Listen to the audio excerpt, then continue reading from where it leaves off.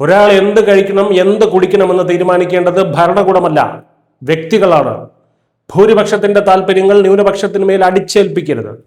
കേട്ട് പരിചയമുള്ള ഡയലോഗുകളാണല്ലേ ഇതൊക്കെ. 2014 മുതൽ ഇങ്ങോട്ട് കുറച്ചു കാലം നമ്മളിത് കേട്ടിട്ടുണ്ട്. ബീഫ് പ്രേമം മലയാളികൾ മറന്നിരിക്കുകയായിരുന്നു. അടുത്തിടെ കേരള സ്റ്റോറി 2 എന്ന ബോളിവുഡ് ചിത്രത്തിന്റെ ട്രെയിലർ പുറത്തിറങ്ങിയപ്പോൾ വീണ്ടും മലയാളികളുടെ ബീഫ് പ്രേമം പൊട്ടിപ്പുറപ്പെട്ടിട്ടുണ്ട്. ട്രെയിലറിൽ ഒരു പെൺകുട്ടിയുടെ വായിലേക്ക് ബീഫ് കുത്തിക്കയറ്റുന്ന രംഗം വലിയ വിവാദമായിരുന്നു. കേരളത്തിൽ അങ്ങനെയൊന്നും ഇല്ലെന്നും ആർക്കും എന്തും കഴിക്കാമെന്നും ഘോരഘോരം വാദിച്ചുകൊണ്ട് നമ്മുടെ പ്രബുദ്ധരായ കപട മതേതരവാദികളും ഇസ്ലാമിസ്റ്റുകളും രംഗത്ത് വന്നിട്ടുണ്ടായിരുന്നു.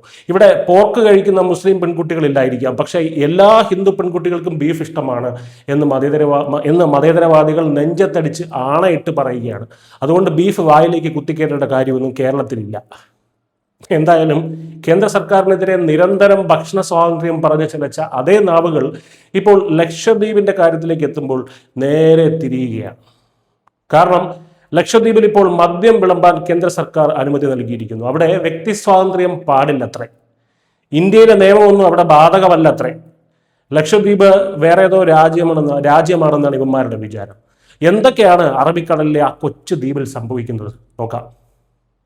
കേന്ദ്രഭരണ പ്രദേശമായ ലക്ഷദ്വീപിൽ മദ്യം വിളമ്പാൻ ദ്വീപ് ഭരണകൂടം അനുമതി നൽകിയിരിക്കുകയാണ്. ആൾതാമസമുള്ള 10 ദ്വീപുകളിലെയും ഡാക്ക് ബംഗ്ലാവുകൾക്ക് മദ്യം സൂക്ഷിക്കാനും വിതരണം ചെയ്യാനുമാണ് ലക്ഷദ്വീപ് കളക്ടർ ഡോക്ടർ ആർ ഗിരി ശങ്കർ ഉത്തരവിട്ടിരിക്കുന്നത്. എന്നാൽ എല്ലാവർക്കും തോന്നിയ പോലെ മദ്യം വാങ്ങാൻ കഴിയില്ല. സാധുവായ പെർമിറ്റുള്ളവർക്ക് മാത്രമേ മദ്യം നൽകാവൂ എന്നും കൃത്യമായ സ്റ്റോക്ക് വിവരങ്ങൾ രജിസ്റ്ററിൽ രേഖപ്പെടുത്തണമെന്നും കർശന നിർദ്ദേശമുണ്ട്.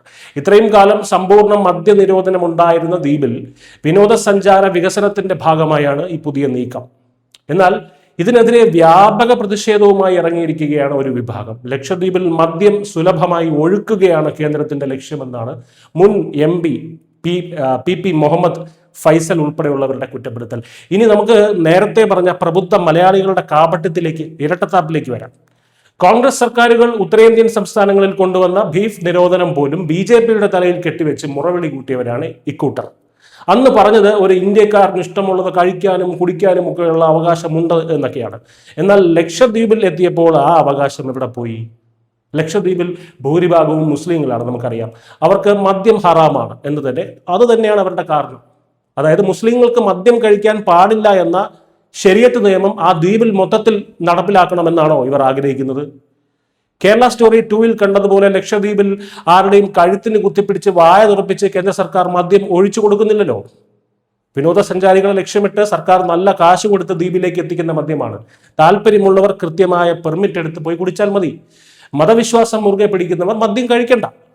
ആ മദ്യം വിളമ്പുന്ന കേന്ദ്രങ്ങളിൽ പോയി ജോലി ചെയ്യുകയും വേണ്ട. അല്ലാതെ അവിടെ താമസിക്കുന്ന ഭൂരിഭാഗവും മുസ്ലിങ്ങളായതുകൊണ്ട് ആ ദ്വീപിൽ മദ്യമേ പാടില്ല എന്ന് പറയുന്നത് ഒരുമാതിരി വല്ലാത്തൊരു ഇരട്ടത്താപ്പല്ലേ കോയ. ലക്ഷദ്വീപ് എന്നത് ഇന്ത്യയുടെ ഒരു കേന്ദ്രഭരണ പ്രദേശമാണ്. അല്ലാതെ അറബിക്കടലിൽ കിടക്കുന്നത് കൊണ്ട് അത് സൗദി അറേബ്യയുടെ മറ്റോ ആണെന്ന് ആരെങ്കിലും തെറ്റിദ്ധരിച്ചിട്ടുണ്ടെങ്കിൽ ആ ധാരണ അങ്ങ് മാറ്റിവെക്കുന്നതാണ് നല്ലത്. ലക്ഷദ്വീപിന്റെ പേരും പറഞ്ഞ് കേന്ദ്ര സർക്കാരിനെതിരെ ഈ കരച്ചിൽ തുടങ്ങിയിട്ട് കുറച്ച് നാളുകളായി. ഓർമ്മയില്ലേ, കുറച്ചു വർഷം മുമ്പ് സോഷ്യൽ മീഡിയയിൽ പൊട്ടിമുളച്ച ആ സേവ് ലക്ഷദ്വീപ് ക്യാമ്പയിൻ. ലക്ഷദ്വീപ് എന്നത് ഇന്ത്യയുടെ കേന്ദ്രഭരണ പ്രദേശം. അതിനെ ആരിൽ നിന്ന് സേവ് ചെയ്യണം, ആരിൽ നിന്ന് രക്ഷിക്കണം? ഇന്ത്യയുടെ കേന്ദ്ര സർക്കാരിൽ നിന്ന്. അടിപൊളി. ശ്രീലങ്കയുടെ അത്ര പോലും ഇല്ലാത്ത മാലിദ്വീപ് ഇന്ത്യയുടെ ഒന്ന് മുടയിറക്കിയപ്പോൾ പ്രധാനമന്ത്രി നരേന്ദ്രമോദി നേരെ പോയത് ലക്ഷദ്വീപിലേക്കാണ്. ടൂറിസം പ്രധാന വരുമാനമായ മാലിദ്വീപിനെ ഒരു പാഠം പഠിപ്പിക്കാനും ലക്ഷദ്വീപിന്റെ അനന്തമായ വിനോദസഞ്ചാര സാധ്യതകൾ ലോകത്തിന് മുന്നിൽ തുറന്നിടാനും ആ ഒരൊറ്റ സന്ദർശനം കൊണ്ട് സാധിച്ചു. ലക്ഷദ്വീപ് ഒരു ഫുൾ ഫ്ലെഡ്ജ്ഡ് ടൂറിസ്റ്റ് കേന്ദ്രമായി മാറിയാൽ മാലിദ്വീപ് ചിത്രത്തിൽ പോലും ഉണ്ടാകില്ല എന്ന് മോദിക്ക് നന്നായി അറിയാം. അതിനുള്ള അടിസ്ഥാന സൗകര്യങ്ങൾ ഒരുക്കുന്നതിന്റെ ഭാഗമാണ് ഇപ്പോഴത്തെ ഈ നടപടികളൊക്കെ. നല്ലൊരു ആശുപത്രി പോലും ഇല്ലാതെ ഒറ്റപ്പെട്ട് കിടന്നിരുന്ന ആ ദ്വീപ് സമൂഹത്തിലേക്ക് വികസനം വരുമ്പോൾ എന്തിനാണ് ഇവർ അന്ധമായി എതിർക്കുന്നത്? അഡ്മിനിസ്ട്രേറ്ററായി പ്രഫുൽ ഖോഡ പട്ടേൽ വന്ന സമയം മുതൽ തുടങ്ങിയതാണ് ഈ ചൊറിച്ചിൽ. അന്ന് അവിടെ തെങ്ങിന് കാവി പെയിന്റ് അടിക്കുന്നു എന്ന് പറഞ്ഞ് വലിയ നിലവിളിയൊക്കെ ആയിരുന്നു. അവസാനം അത് മരങ്ങൾക്ക് കേടുവരാതിരിക്കാൻ അടിക്കുന്ന വെറുമൊരു ദാരു മിട്ടി എന്ന മരുന്നാണെന്ന് തെളിഞ്ഞപ്പോൾ ഇവന്മാരുടെ വായടഞ്ഞു. പിന്നീട് ബീഫ് വിളമ്പില്ല എന്നായി വിവാദം. ഇപ്പോഴിതാ പരിസ്ഥിതി സംരക്ഷണത്തിന്റെ ഭാഗമായി ബുധനാഴ്ചകളിൽ വാഹന നിരോധന ദിനം പ്രഖ്യാപിച്ചതിനെതിരെയും കോടതിയിൽ പോയിരിക്കുകയാണ് അവിടെയുള്ള ചിലർ. ചുരുക്കത്തിൽ വികസനമോ മാറ്റമോ പുരോഗതിയോ എന്ത് വന്നാലും എതിർക്കുക എന്നതാണ് ഇവരുടെ ലൈൻ.